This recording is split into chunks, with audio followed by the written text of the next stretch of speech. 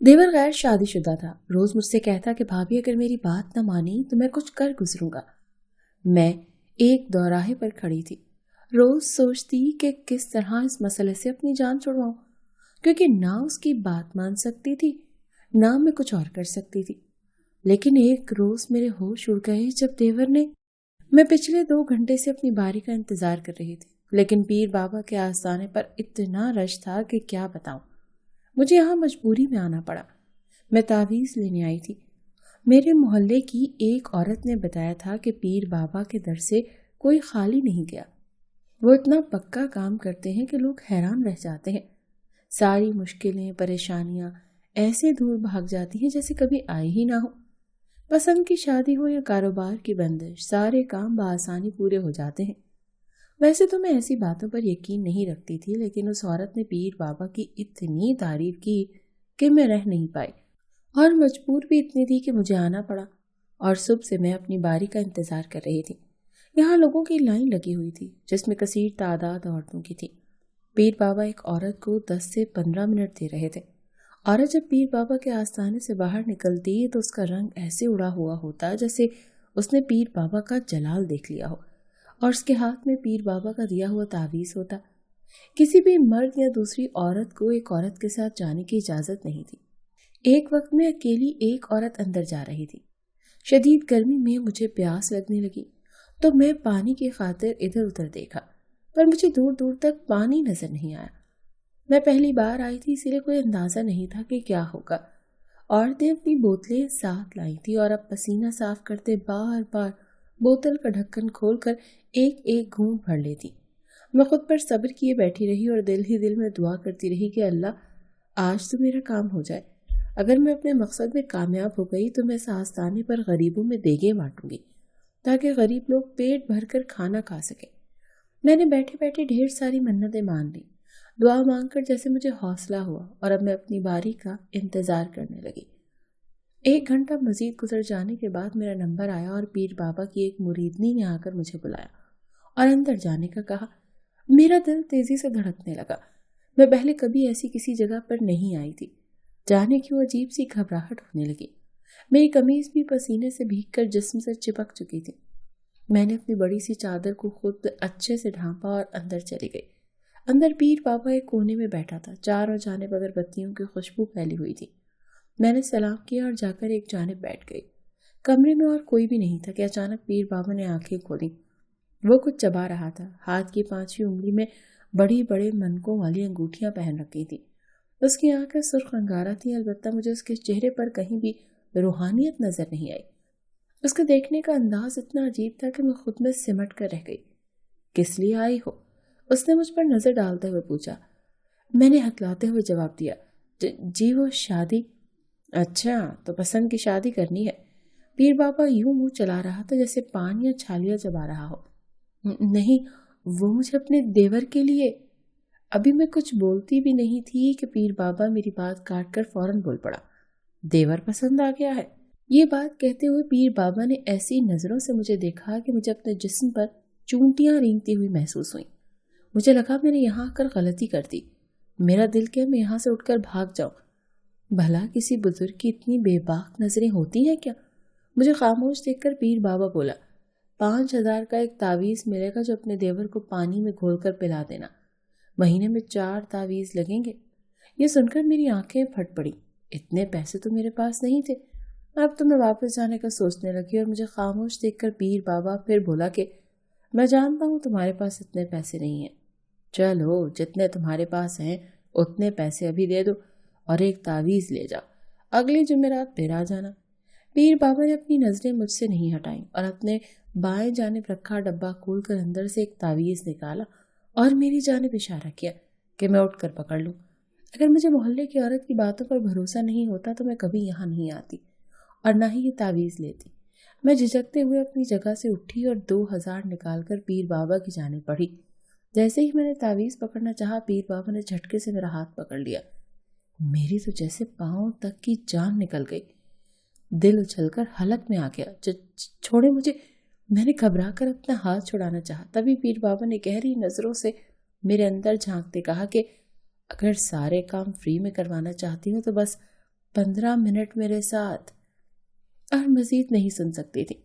मैंने झटके से अपना हाथ छुड़ाया और बिना कोई जवाब दिए वहां से भागने की कोशिश की।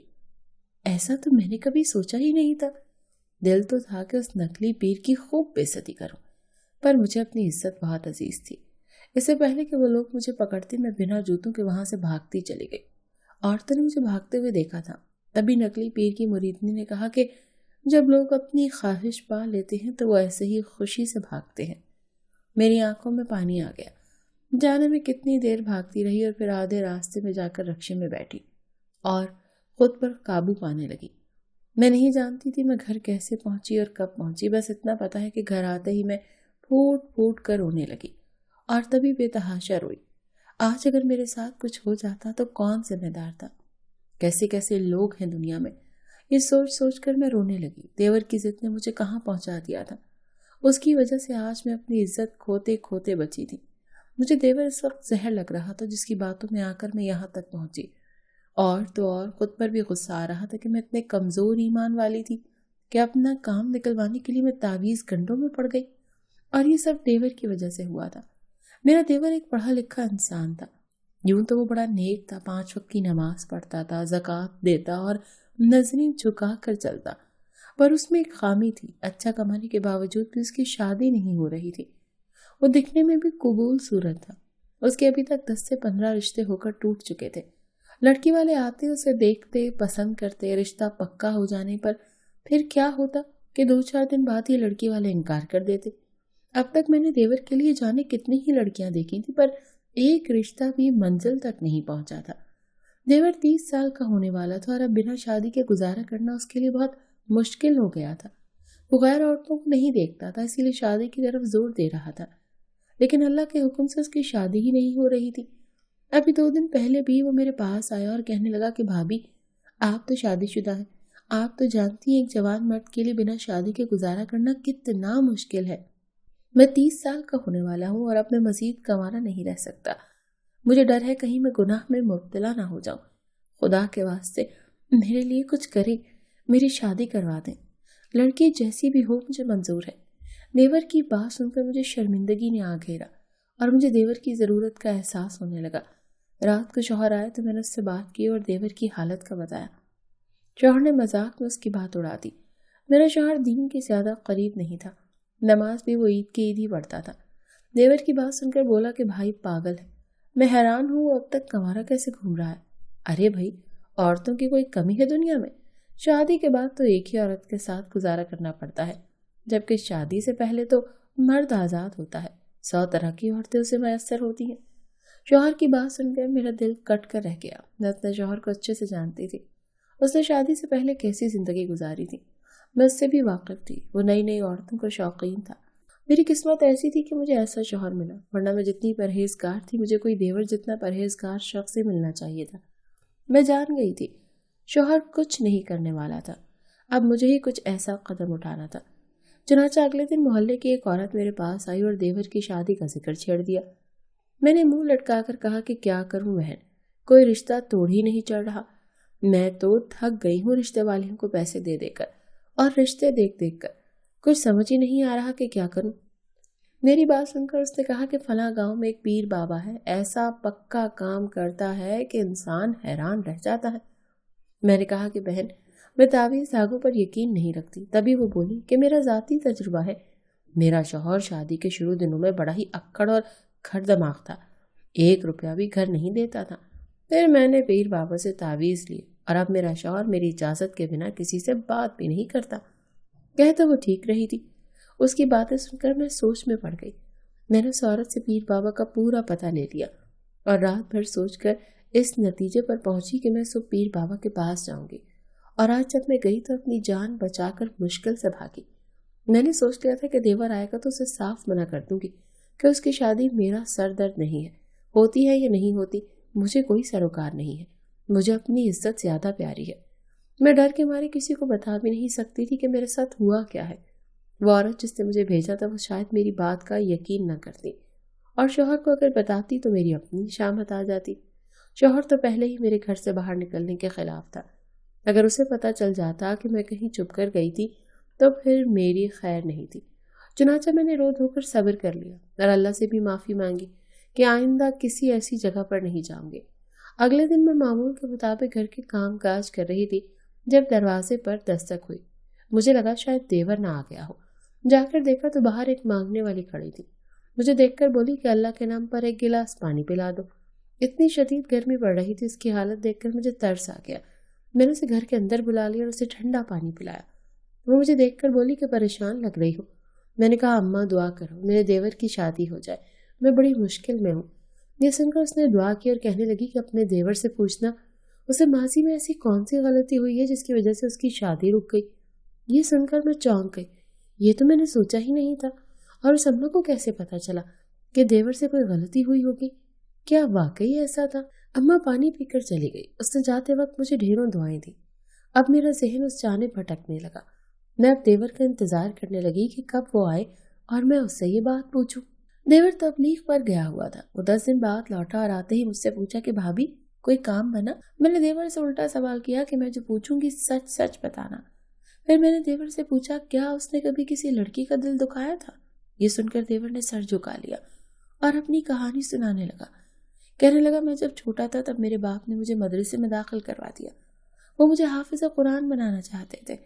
मेरे और भाई की नेचर में बहुत फर्क था। मैं भी मदरसे के माहौल में रच बस गया। मैंने हिफ्स कर लिया और आलिम दीन की पढ़ाई शुरू कर दी। मैं बहुत परहेजगार बन गया।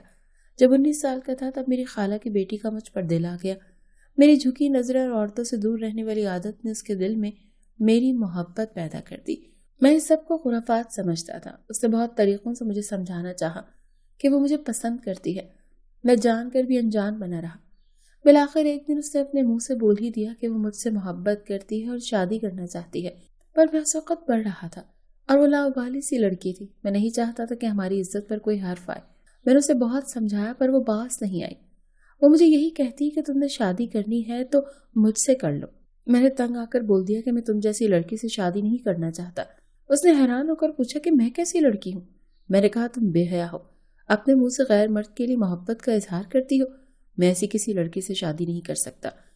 मेरे अल्फाज कुछ ज्यादा ही सख्त थे। वो मेरी बातों को दिल पर ले गई और फिर मेरे रास्ते में नहीं आई। मैं खुश था कि बला टल गई। 2 माह बाद उसकी शादी हो गई। मैं मजीद पुरसुकून हो गया, पर उसका शौहर नशा ही निकला। वो उसको खूब मारता पीटता और शादी के 6 माह बाद ही उसकी मौत हो गई क्योंकि वो अपने शौहर की मार की ताब न ला सकी। आज इस बात को 10 साल गुजर चुके हैं, पर जानता हूँ मैंने जो उसका दिल दुखाया था उसकी सजा काट रहा हूँ। ये सुनकर मेरी आंखों में पानी आ गया। औरत जब मोहब्बत के हाथों मजबूर हो जाती है तब वो अपना दिल किसी के सामने खोलती है। मैंने ये सुनकर देवर को हौसला दिया और उसके लिए एक वजीफा बताया जो मुझे जाते हुए वो अम्मा बता कर गई थी।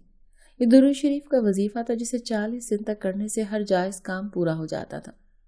देवर दुखी था। वो वजीफे का सुनकर चला गया और फिर उसने वजीफा शुरू किया या नहीं मुझे नहीं मालूम, पर ठीक पूरे महीने के बाद देवर का रिश्ता आ गया और ऐसे खानदान से रिश्ता आया कि मैं हैरान रह गई। लड़की बहुत बड़ी आलिमा थी और नेक थी। वो लोग सादगी से निकाह करना चाहते थे। दरअसल लड़की को देवर का किरदार बहुत पसंद आया था। उसे एक बाहया और नेक मर्द से शादी करनी थी। ये सुनकर देवर भी हैरान रह गया। मैंने फौरन हाँ कर दी और जब मैंने लड़की को देखा तो हैरान रह गई। वो तो बहुत ही खूबसूरत थी, मुकम्मल पर्दा करती थी और परहेजगार थी। वो सऊदीया में आलिमा थी। अल्लाह का दिया उसके पास बहुत कुछ था। मुझे तो देवर की किस्मत पर रश्क होने लगा। देवर ने आकर मेरा शुक्रिया अदा किया कि आपकी वजह से ये सब हुआ है। मैंने वो वजीफा किया और अल्लाह से माफ़ी मांगी कि मैंने अपनी खालाजाद को बेहया कहा था, और देखो अल्लाह ने मेरी सुन ली। देवर बहुत खुश था और फिर 1 महीने के बाद देवर का निकाह हो गया। दोनों की जोड़ी बहुत खूबसूरत थी। शादी के कुछ अरसे के बाद देवर अपनी बीवी के साथ सऊदीया चला गया और मुझे इस बात पर यकीन हो गया कि नेक मर्दों के लिए अल्लाह ने नेक औरतें रखी हैं। चुनांचे मैंने फैसला कर लिया था कि मैं भी ये वजीफा करूंगी ताकि अल्लाह मेरे शौहर को भी हिदायत दे और उसे सीधे रास्ते पर चलने की तौफीक अता करे। आमीन। नेक हम सफ़र की कदर सिर्फ वही जानता है जिसको अल्लाह नेक हम सफ़र से नवाजता है।